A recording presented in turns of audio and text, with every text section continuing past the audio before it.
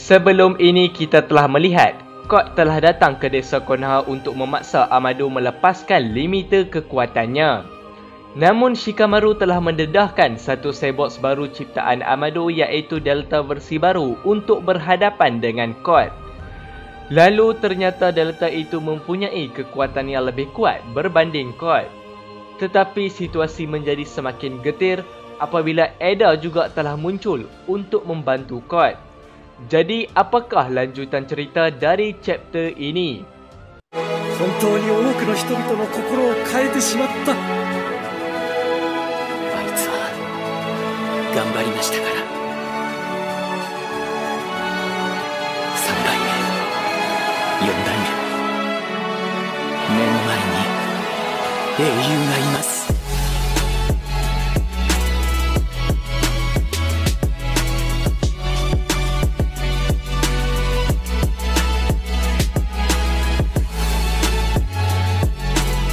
Cover untuk Boruto chapter 69 telah menampilkan gambar Delta versi yang baru. Judul untuk chapter kali ini telah berjudul Captive, yang bermaksud tertarik. Cerita telah dimulakan dengan menunjukkan Ada yang telah munculkan dirinya di hadapan Delta, Amado dan Shikamaru. Amado lalu terkejut dan tidak menyangkakan yang Ada ini masih hidup. Dalam keadaan itu juga, Shikamaru melihat Amado nampak sangat menggeletar di hadapan Ada. Kemudian Delta mengatakan bahawa dia tidak kenal Ada ini, tetapi dia merasakan yang Ada ini adalah musuh baginya kerana berpihak kepada Code. Lalu Delta terus memberikan satu tendangan ke arah Ada dan ternyata serangan Delta itu tiba-tiba telah terhenti dan tidak mampu mengenai Ada. Shikamaru berkata, "Hei Delta, apa yang kau lakukan?" Delta menjawab, "Aku tidak tahu. Tetapi kenapa dengan perempuan ini aku tidak dapat menyerangnya?" Ada berkata, "Terima kasih Delta sayang, itu sangat bagus." Dalam masa yang sama, Shikamaru telah berhubung dengan Ino untuk meminta bantuan. Babak seterusnya telah beralih ke arah perbualan antara Boruto dan Sasuke. Sasuke telah meminta maaf kepada Boruto kerana dia tidak berada sewaktu Boruto diambil alih oleh Otsutsuki Momoshiki sebelum ini. Bagi Sasuke itu sepatutnya tanggungjawab untuknya kerana dia adalah guru untuk Boruto. Lalu Sasuke berkata lagi bahawa Kawaki perlu menghadapi situasi yang sangat sukar. Dan seharusnya desa Konoha tidak akan membencikan sesiapa pun kecuali membencikan dirinya sendiri, iaitu Sasuke. Boruto berkata semua ini bukan salah Kawaki kerana dia sendiri yang meminta Kawaki untuk melakukannya. Bagi Boruto, Kawaki adalah seperti abangnya sendiri. Jadi mereka faham dengan perkara yang mereka lakukan. Kemudian Boruto pun teringat yang dia mahu kembalikan semula pengikat kepala yang dia pernah pinjam kepada Sasuke sebelum ini. Namun Sasuke berkata yang dia berikan pengikat kepala itu kepada Boruto sebagai hadiah. Lalu Boruto berkata, bukankah pengikat kepala ini sangat penting untuk Sasuke? Kerana ini adalah ikatan persahabatan antara Sasuke dan Naruto. Sasuke menjawab, tidak mengapa, kerana sekarang Boruto adalah ikatan itu. Kemudian Boruto pun telah berterima kasih kepada Sasuke dan Boruto terlihat sangat gembira dengan keadaan itu. Lalu Sasuke berkata, aku satu-satunya yang akan menjadi orang yang akan mengatasi masalah Boruto setelah ini. Ternyata pada ketika itu juga Sarada dan Mitsuki sedang melihat perbualan antara Boruto dan Sasuke ini. Sarada berkata yang dia ingin tahu apakah yang dibicarakan oleh Sasuke dan Boruto. Mitsuki berkata yang guru Sasuke tentunya akan berasa bersalah apabila Boruto sememangnya telah mati. Aku pasti aku akan melakukan hal yang sama bahkan sekarang ketika aku fikir bahawa aku akan sangat takut jika Boruto benar mati sebelum ini tanpa adanya aku yang membantunya. Dan untuk orang yang cuba membunuh Boruto, aku tentunya tidak tahu untuk melakukan apa kepada orang itu. Lalu Sarada terdiam mendengar kata-kata Mitsuki. Mitsuki berkata lagi, aku minta maaf kerana telah berkata seperti itu. Sarada berkata yang dia tidak menyangkakan yang perkara seperti ini akan terjadi kepada Boruto. Dan aku merasa lega Boruto masih selamat. Tetapi aku sangat marah kepada diriku kerana aku tidak mampu melindungi Boruto kerana aku sangat ingin untuk membantu Boruto lebih banyak lagi. Kemudian Sarada berkata lagi yang dia mungkin marah kepada dirinya sendiri sehinggakan dia berkata seperti itu kepada Mitsuki. Dan dalam perbualan Mitsuki dan Sarada itu juga ada satu part di mana Mitsuki mengatakan kepada Sarada yang Sarada ini sukakan Boruto. Namun Sarada terlihat menyembunyikan perkara itu di hadapan Mitsuki.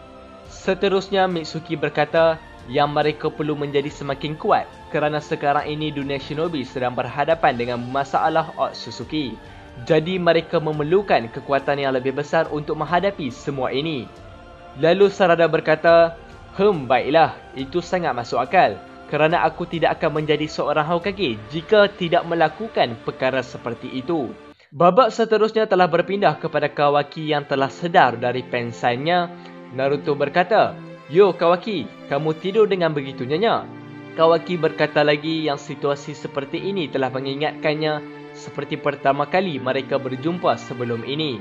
Kawaki berkata, "Kamu Hokage tidak datang untuk mengingatkan aku tentang kenangan buruk itu, bukan?" Kerana perkataan Kawaki itu, Naruto telah terdiam sebentar. Lalu Naruto berkata, "Maaf Sumire, bolehkah kamu memberikan aku waktu sebentar untuk berbual dengan Kawaki?" Lalu Sumire pun berkata, "Oh, maaf kerana aku tidak peka." Kemudian Kawaki berkata, "Jangan katakan kamu ingin menyalahkan aku kerana sudah membunuh Boruto." Sumire langsung terkejut dengan pertanyaan Kawaki kepada Naruto itu. Lalu Naruto menjawab, "Tenang, Boruto masih selamat." Kawaki berkata, "Apa?" Kemudian Naruto menjelaskan yang kekuatan karma Boruto telah menyelamatkan Boruto. Dan untuk cerita itu sangat panjang. Dan kerana itulah Boruto masih hidup. Naruto berkata, "Jika kamu Kawaki tidak ada di sana, mungkin kita semua telah mati. Dan aku tidak berkata seperti ini kerana Boruto sudah selamat. Tetapi aku bersyukur kerana Boruto merasakan perkara yang sama." Boruto berkata yang kamu Kawaki sudah mengambil tekanan yang cukup besar. Naruto berkata lagi bahawa semua orang di desa Konoha adalah keluarga baginya. Dan itu termasuk Kawaki. Tiba-tiba setelah itu Ino telah menghubungi Naruto dan Sasuke dan berkata, Code dan anggotanya sedang menyerang Makmal Amado. Beralih ke adegan Sasuke, Sasuke juga telah memberitahu Boruto tentang serangan Code. Lalu Sasuke telah mengajak Boruto sekali untuk mengikut pergi ke makmal tersebut. Di babak Naruto, Naruto telah memberitahu Sumire dan Kawaki ada perkara yang dia perlu selesaikan. Dan Naruto meminta Kawaki dan Sumire jangan risau akan dirinya. Namun tiba-tiba Kawaki telah melihat ke arah karmanya sambil mata Sukuna Hikonanya telah aktif. Seolah-olah Kawaki sedang merasakan sesuatu telah pun berlaku. Beralih semula ke adegan Eda dan lain-lain, ternyata Shikamaru masih boleh menggunakan jutsu bayangannya untuk mengunci pergerakan Eda. Lalu Eda berkata, "Ini sangat menarik, aku tidak dapat bergerak dan ini pertama kali pernah terjadi." Namun tiba-tiba Shikamaru dalam fikirannya merasakan sesuatu yang pelik telah terjadi. Shikamaru berfikir yang semua ini adalah datang dari kemampuan Eda. Kemudian Shikamaru meminta Ino untuk membantunya supaya dia dapat berbual dengan Amado menggunakan minda agar Eda dan Code tidak tahu apa yang mereka katakan. Ino berkata baiklah, dia akan lakukannya. Lalu Shikamaru berkata, "Dengar sini Amado, siapakah perempuan ini dan apakah kemampuan yang dia mampu gunakan?" Amado berkata namanya adalah Eda. Sekarang ini kita sedang tertarik dengan kemampuannya, iaitu dia mampu menarik seseorang untuk suka akannya. Shikamaru berkata, "Apa yang kamu maksudkan?" Amado menjawab, "Bunyi dia memang agak pelik tetapi inilah yang terjadi. Iaitu Eda ini mampu menarik perhatian seseorang tidak kira seseorang itu lelaki ataupun perempuan. Sekarang ini kamu Shikamaru, aku dan Delta sudah terkenal dengan kemampuannya." Kemudian skin telah menunjukkan Delta sedang terpegun di hadapan Eda dan Delta berkata, "Eda ini sangat cute." Namun Shikamaru berkata, "Amado, kamu bergurau bukan? Bagaimana kemampuan ini boleh terjadi? Dan bagaimana juga kita akan berhadapan dengan Eda ini?" Amado berkata, "Kita tidak mampu berhadapan dengannya kerana Eda sendiri tidak mampu mengawal kekuatan ini. Dan kesan kekuatan ini akan berterusan sehinggalah Eda ini mati. Disebabkan kata-kata Amado itu, Shikamaru telah mengeluarkan kunainya untuk membunuh Eda. Namun Shikamaru merasakan yang dirinya tidak mampu untuk mendekati Eda.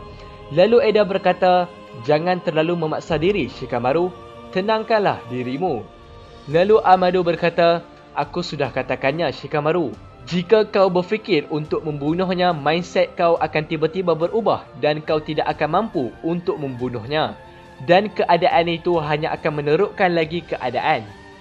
Lalu Shikamaru berfikir, jika Naruto dan Sasuke datang sekalipun, mereka tidak akan mampu untuk berhadapan dengan Eda.